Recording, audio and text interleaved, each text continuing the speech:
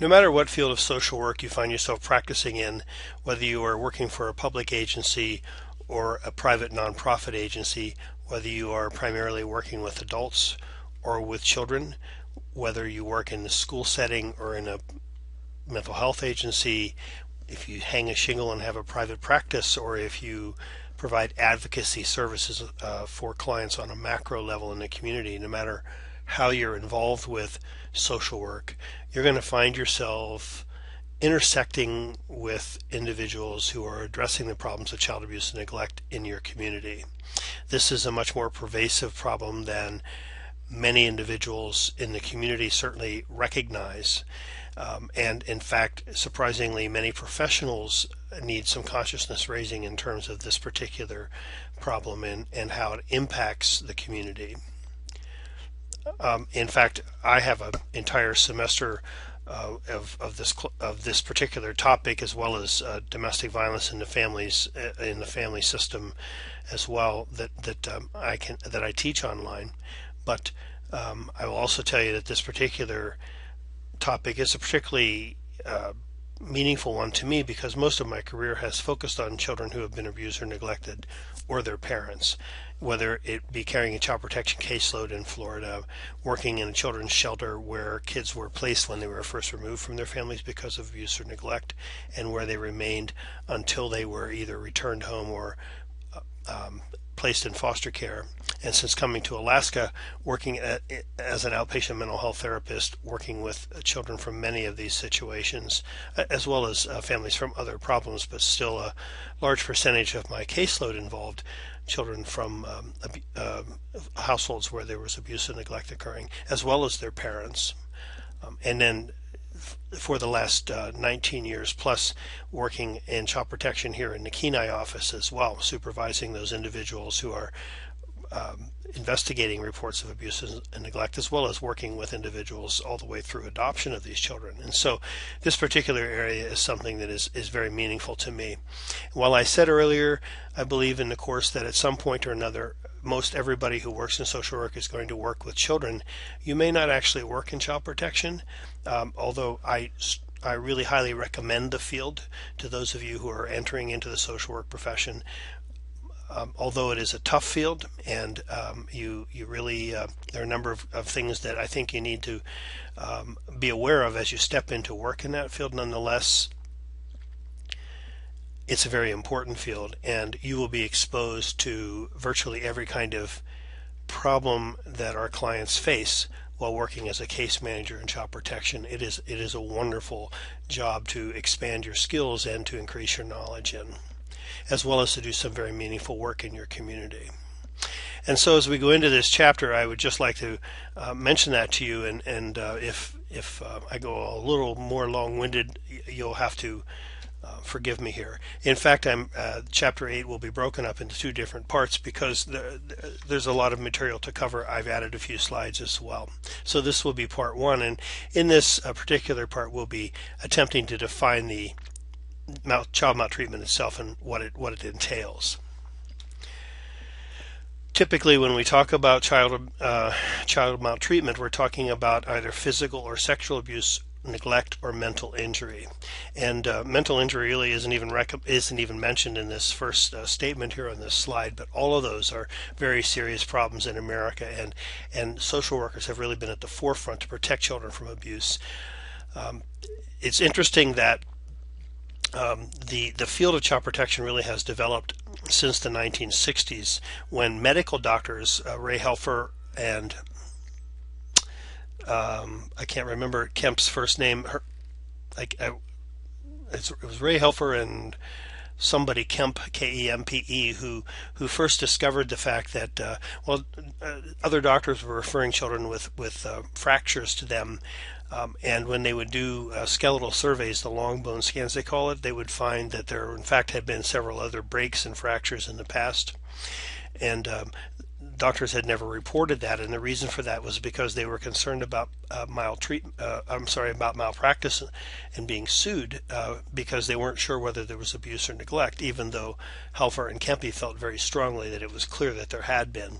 And so through their efforts, really, first in Colorado and then nationally, a system of what amounts to mandatory child abuse reporting laws have established, where all professionals who come into contact with children are required to report suspected abuse and neglect, and are protected from lawsuits, whether or not their reports wind up being validated or not. Now, in some states, everybody is a mandatory reporter for child abuse and neglect, so that if you're aware of your neighbor child being abused by their parents, the law says that in some states you must report that. That is not the case in Alaska, and it's not the case in many other states, where really the focus for mandatory reporting is on professionals working with children. In fact, when mandatory reporting laws first began, because it really grew out of the medical community, the intent was for doctors to be the mandatory reporting the individuals affected by those statutes, and they still are.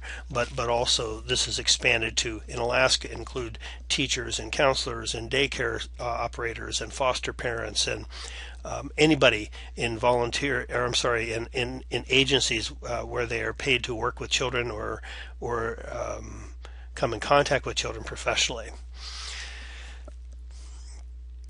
So the statutes say that you're required within 24 hours to report suspected child abuse or neglect, and that you are protected from being sued if you do so, as long as the report is made in good faith. So you can see here that there an estimated 900,000 some cases substantiated of child maltreatment in the United States alone in 2006. I have some more local figures for you that I will touch on a little bit later, although not really focused on that particular year. But altogether, an estimated 6 million children in the United States are reported to child protection agencies for suspicions of maltreatment across the United States. In 2007, about 62% of the referrals that were made were screened in for investigation or assessment by CPS agencies.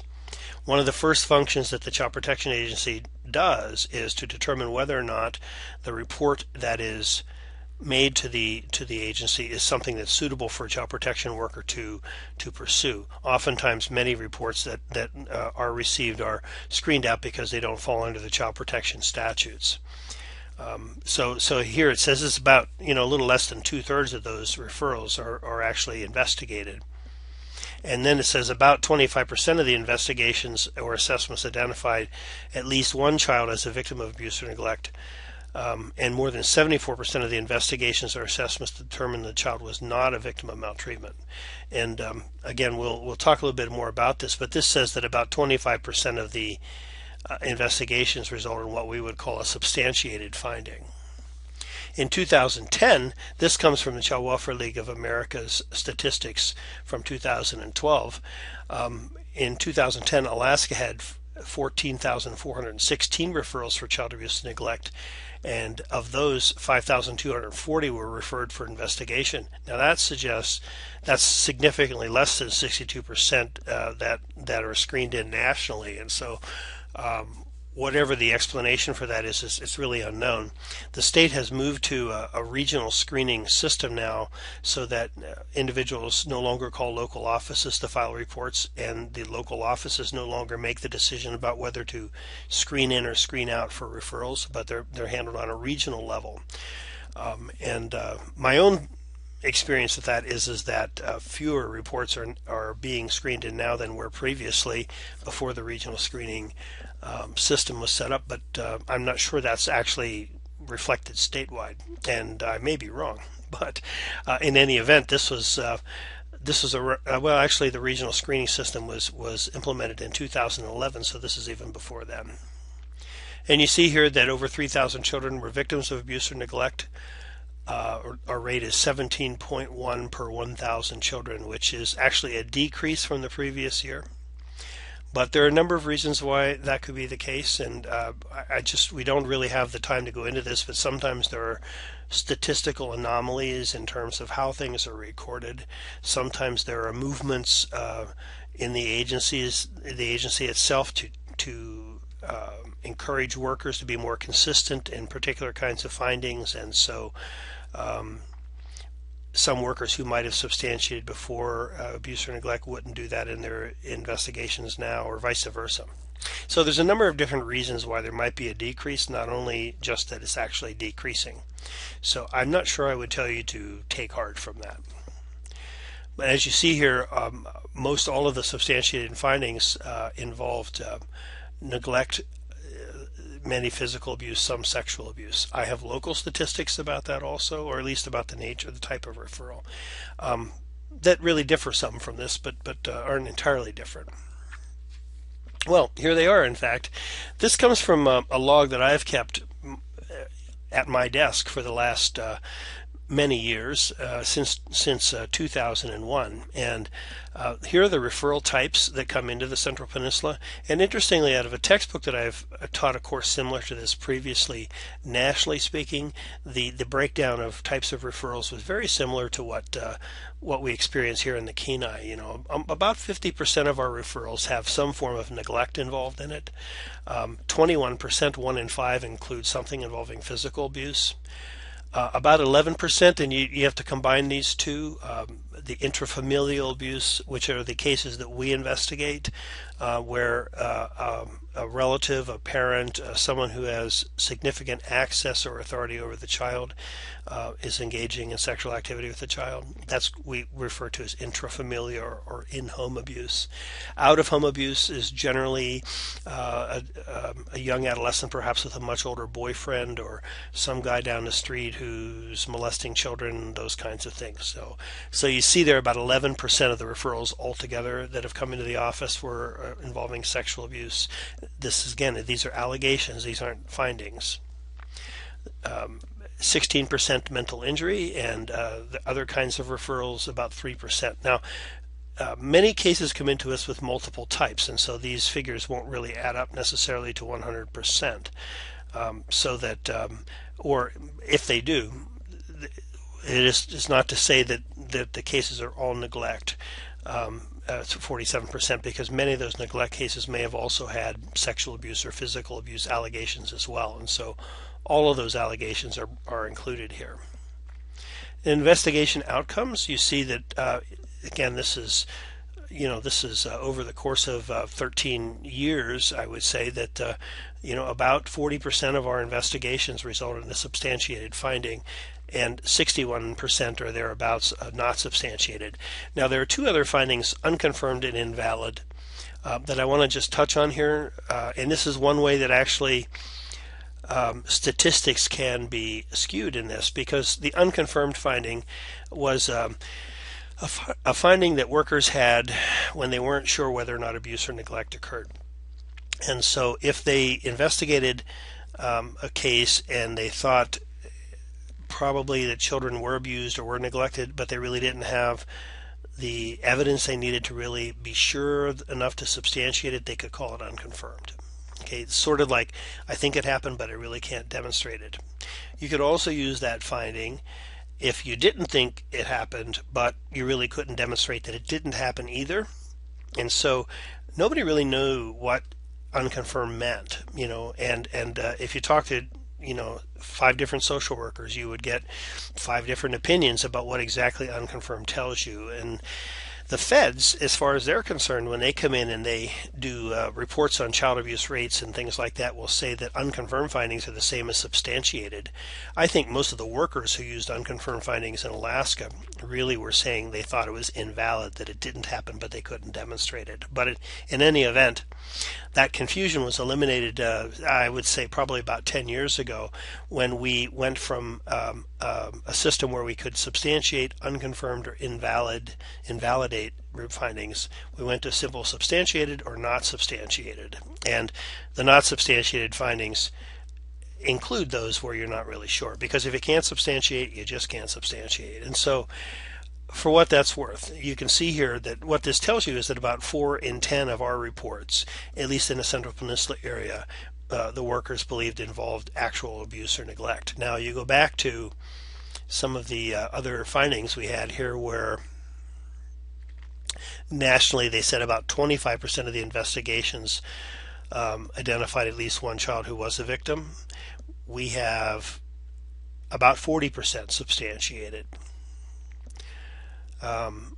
Here in statewide, if you look at these statistics, about 88% of the referrals involved neglect. In the Kenai area, it was more like 47%. And it's kind of an interesting thing, the disparity, again, because I think the Kenai statistics really reflected and still do reflect very closely to what another author I have used in the past for a child abuse and neglect class said was the national trend. Another trend that's of note, and we may touch on again a little bit later on, is that the types of referrals involving sexual abuse have declined over the last 10 or 15 years. The percentage of those, while the percentage of neglect has increased. And in the profession, everybody wants to think that means that we're getting better at things, and the sexual abuse, the kids are not being abused sexually like they used to be. But there's also other people who believe that it could be because workers are reluctant to report sexual abuse and instead are just classifying it as neglect.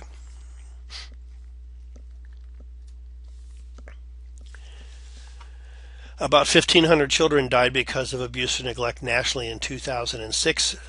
The 2010 statistics that I was referring to earlier from the Child Welfare League of America for Alaska reported that no children died of child abuse or neglect in 2010. David Finkelhor is a very well-known expert in this field and someone who does a lot of studying about abuse and neglect and children's statements when they do report abuse and whether or not they're true or not. And Finkelhor's study reported that 14% of United States children experience some form of child maltreatment. 8% sexual abuse. You can read the statistics here. Emotional abuse is another area that we haven't touched on yet, but we'll connect with that a little bit later on. These are only the reported cases, and it's generally accepted that there's a lot of abuse and neglect that goes on that never gets reported. Most of the abuse and neglect is perpetrated by parents. Not too surprising when you really think about it. I mean, it may shock you at first, but the fact is that parents are the individuals who are responsible and in a position to abuse or neglect children. In fact, there is really a lot of opinion in Alaska that we really should only be reaching findings of abuse or neglect about parents and child protection, that we don't have, some states believe they don't have the legal authority to identify other individuals, perhaps older brothers or uncles or those kinds of things as perpetrators. But in any event, statistically speaking, nationally, about 4 out of 5 perpetrators are parents. Other relatives are listed there, as well as unmarried partners of parents, and then people, camp counselors, school teachers, those kinds of things. Typically female perpetrators, who almost always are mothers, are younger than male perpetrators, who are mostly the fathers. Mothers, I think, they have a larger percentage of perpetrators than men, and keep in mind our social standards in America, which is that women are the persons responsible for raising their children. I mean, we want both parents there, but I think we talked about it in an earlier lecture. Women just can't walk away from their children like men seem able to do. And so you're going to find more women in stressful situations, and so the statistics are going to be higher for mothers perpetrating rather than fathers.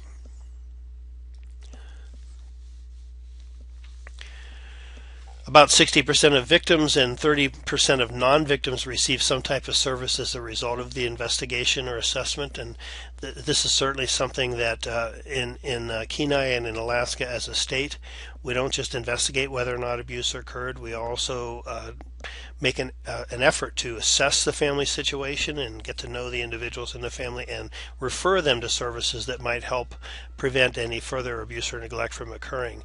Because there is a substantiated abuse or neglect incident, it does not mean that children are removed from the families. In fact, In our Kenai office, only about 1 in 20 investigations result in any kind of court action at all. That's only 5% of our contacts, and lately that may even be lower than it had been, but this is the same statistical source I was using earlier to tell you about Kenai Peninsula statistics that has told me that. There are a lot of efforts are made if we can assure that the children can be safe and remain at the home to provide the services to strengthen the family's ability to parent or parents' ability to raise their children appropriately. Removing children from families creates a whole other kind of trauma for kids that we have to be very cautious about if we do take that step. But if we have to do that in order to assure their safety, that's what we have to do. Children with multiple types of maltreatment were more than 80% more likely to receive services than other children with only one type of maltreatment. And about a fifth of those child abuse victims were placed in foster care. That's significantly lower than what I just told you in our local office.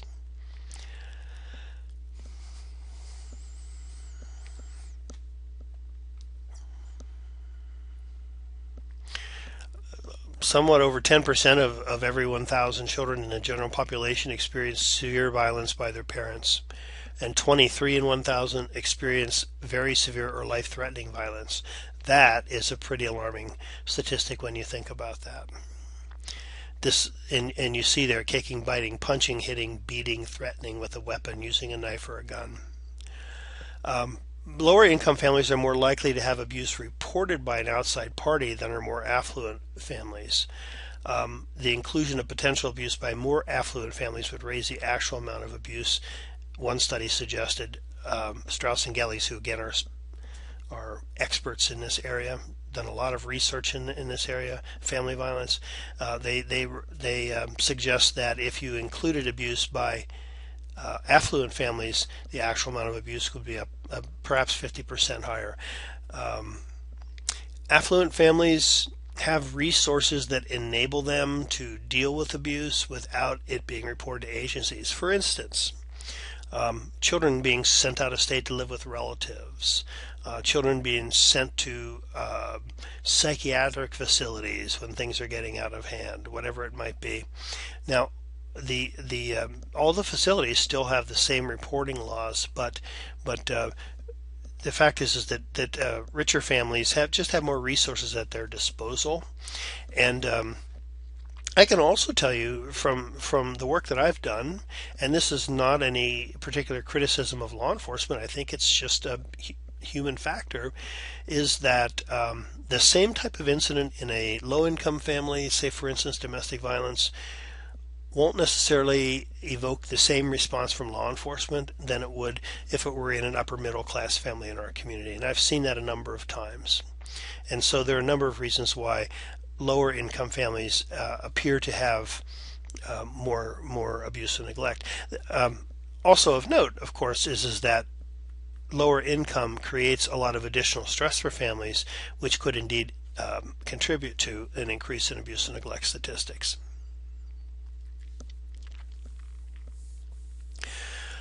About 133,000 children run away from home each year and stay in insecure and unfamiliar places. That's not all the runaways by any means, but many of these kids are really on the streets or in places where they're going to get harmed further. Some of those children were thrown out of their homes, or about half that number at least are thrown out of their homes for a number of different reasons. Gay and lesbian youth appear to be particularly vulnerable to this occurring, but also children are kicked out of their homes because of behavioral problems or because of just having really, really, really inadequate personalities as parents. You have a number of missing children and also abducted children where there's custody battles going on, also where children often disappear. Children run away oftentimes because of the types of problems that are going on in the family, and well, first of all, because adolescents are more capable of leaving the situation. Sometimes they do leave home and don't report the abuse and neglect. And also the fact is, I think there's just a general attitude, and I must say this does include child protection workers and the way our system is set up, that suggests that we believe that adolescents are better capable of taking care of themselves, protecting themselves, and I think sometimes the fact is that some of the abuse and neglect that occurs involving adolescents doesn't always get reported, and it doesn't get dealt with necessarily the same way. Likewise, when it is reported, it's frequent enough that the victims of abuse or neglect are seen as sort of a mutual perpetrator because they've slapped their parents around as well. And so there's a number of reasons why adolescent abuse may not be treated quite the same as it is with younger children.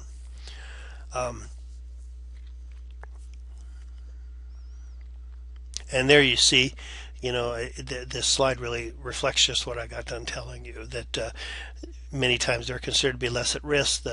We think they can leave the house because until the parent calms down, so they're not as vulnerable as younger children, perhaps. But one of the things that is a fact is that a lot of the adolescent hustlers and prostitutes, as you see in cities, for instance, are doing that because they're runaways and have no means of support. Adolescent runaways who don't find their ways to shelter or to relatives or to friends' home oftentimes end up living on the street, and they engage in prostitution to support themselves. And well, it goes without saying they run into all sorts of unsavory characters and demeaning situations that change their life forever.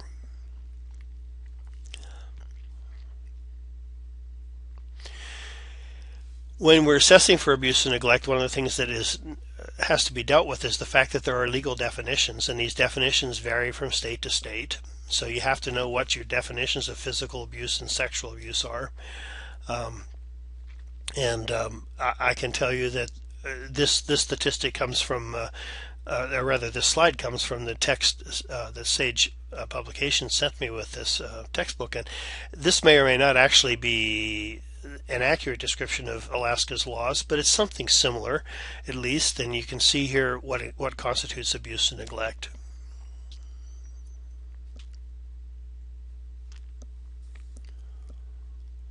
In Alaska, here are the legal definitions of abuse and neglect.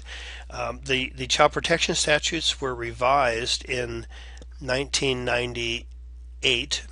There was quite an expose that happened in the Anchorage papers regarding a case that was poorly handled, and where a child was, I believe, badly sexually abused by a step-parent, and had been reported many, many times before, had several investigations, and the agency had failed to act to protect the child in an adequate way.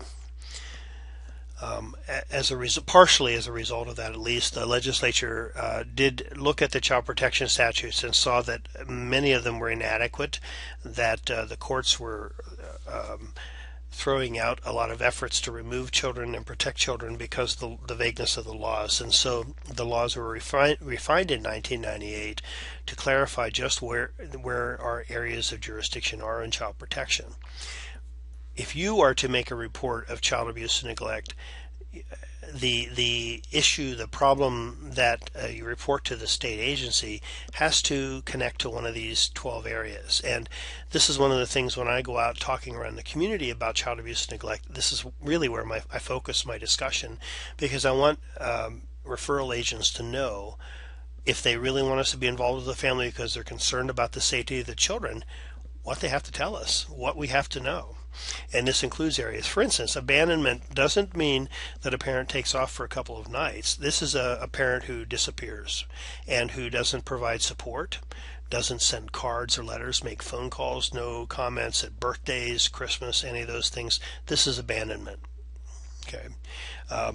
Incarceration, it doesn't mean if you go to jail that you automatically have your children returned, but if you haven't made adequate arrangements for the care of your children, and you go to jail, and or the other adult involved with the children are doing things that cause them to be what we call in Alaska a child in need of aid, then the state can step in and remove your child.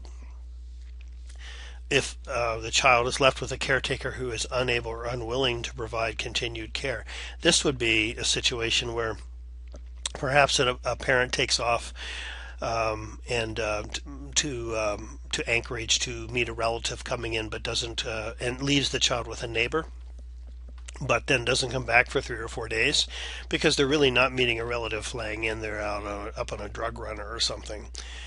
This would be this kind of situation where the caretaker is just not able to care for the child on a longer term basis. If medical treatment is not provided, necessary medical treatment, although again, in this situation, parents do have a right to determine whether or not they will authorize medical treatment. Sometimes for religious purposes, as I think you know, there are some faiths that are opposed to intensive medical interventions, and I'm happy to tell you that in all the years I worked in child protection in Kenai office, I've never had to deal with one of those cases. But occasionally parents do fail to provide the medical treatment that is required for the child's health, and we may step in those situations.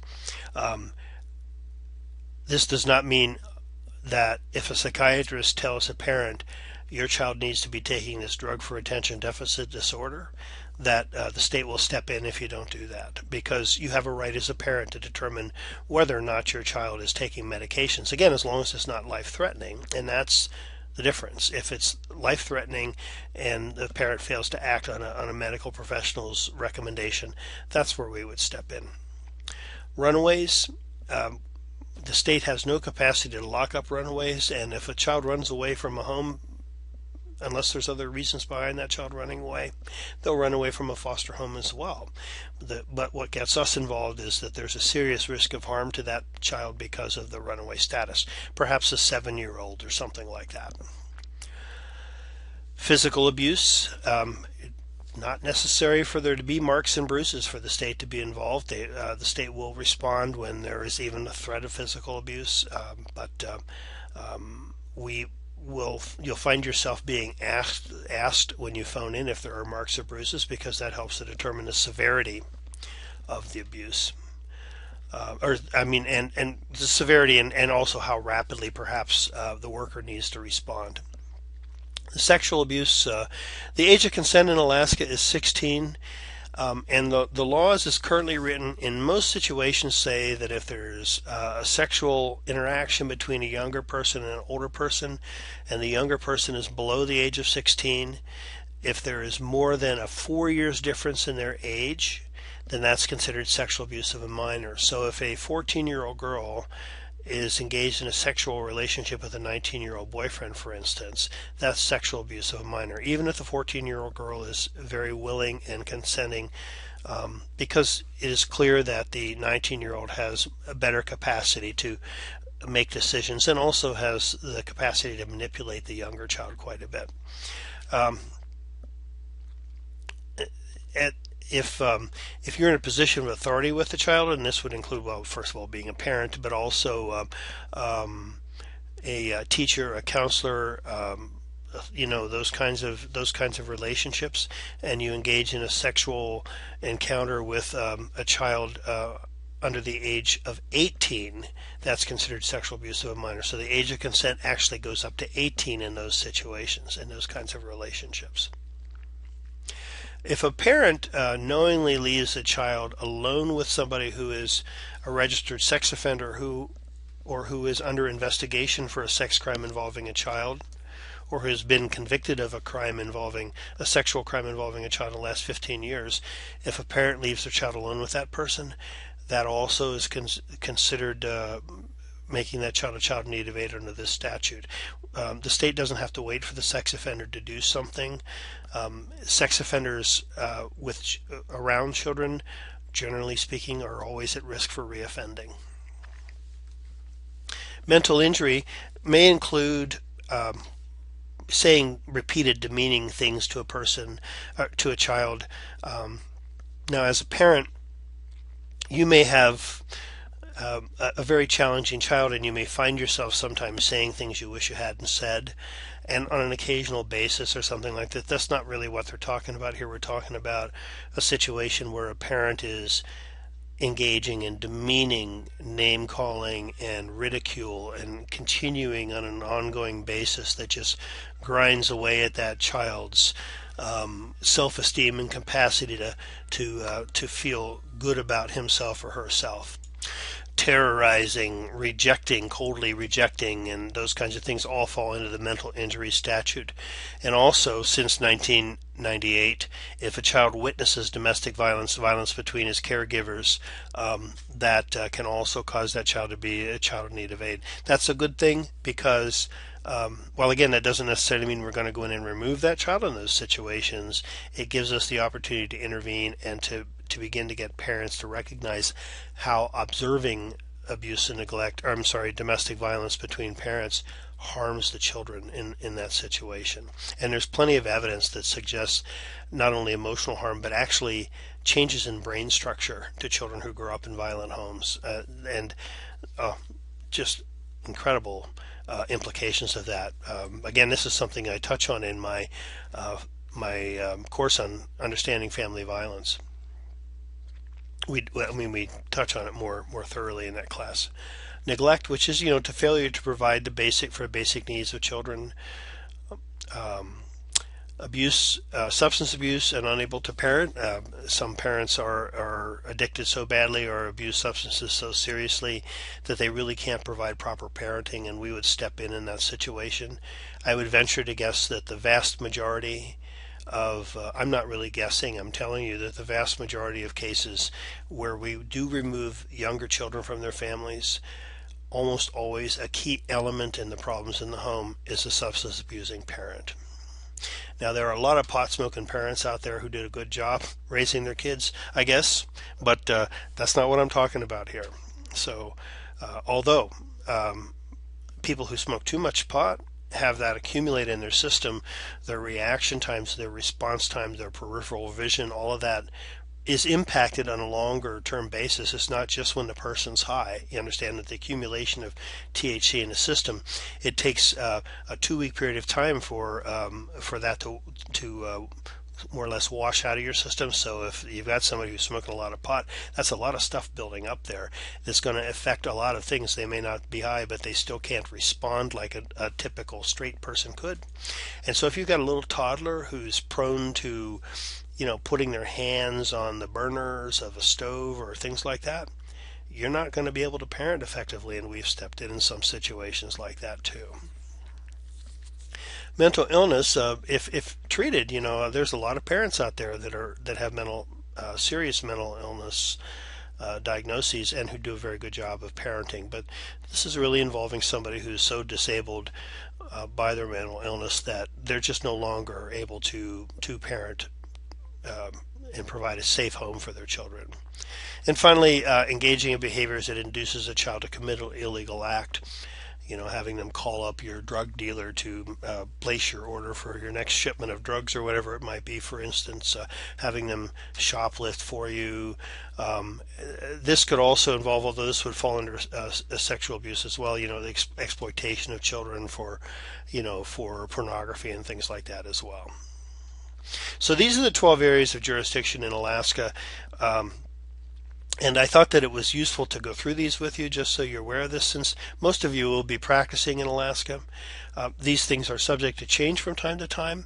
They're subject to reinterpretation by the courts.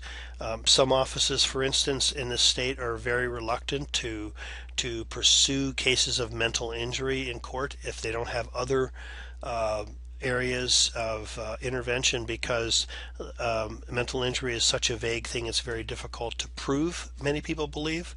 I myself do not believe that, but that's an argument that is on the sort of the losing side of the trend these days in the state. And so just know that administrative trends, the differences in who the directors of the agencies are, who your governor is, who the courts are, who's on the bench, who the law enforcement agencies, who the officers are, as to whether they make arrests and file charges or not, whether they, and who's screening these reports, whether they hear what is being said about the child in a way that fits into one of these 12 areas of jurisdiction. There are just a number of factors that go into determining whether or not a complaint about child abuse and neglect is investigated. And So have your facts together when you make a report. Um, in Alaska, as I mentioned earlier, if you are working with children professionally and you come across information in the course of your work that suggests to you that a child may be abused or neglected, you don't have to prove it, you don't have to have proof of this, but if a reasonable person would believe, based upon the information you got in the course of your work, that this child may be abused or neglected in the home, then you have a legal responsibility to report that to the Office of Children's Services in Alaska within 24 hours. You don't have to prove it, you don't have to have proof, you just have to have reason to believe that abuse may be occurring or neglect may be occurring. If your supervisor says you shouldn't report it and you believe that abuse or neglect may be occurring, you still have the legal obligation to report this. So keep that in mind, and most people know that, but just keep it in mind. Now, in this state, you're not required to report things like if you know that your neighbor is beating their child, but the statutes do encourage you to do so, and certainly as a social worker, I think your code of ethics would also say that you definitely should file that report. So, if you're a licensed clinical social worker, you certainly are, or a licensed social worker. If you're a social worker practicing in any agency, consider yourself a mandated reporter of child abuse and neglect, I think. So that's all for part one, the definitions about child abuse and neglect. We're going to talk in the next section from chapter 8. There's going to be more of a focus on sexual abuse for the remainder of the discussion. So take a break and come on back and pick up with part 2. Thank you.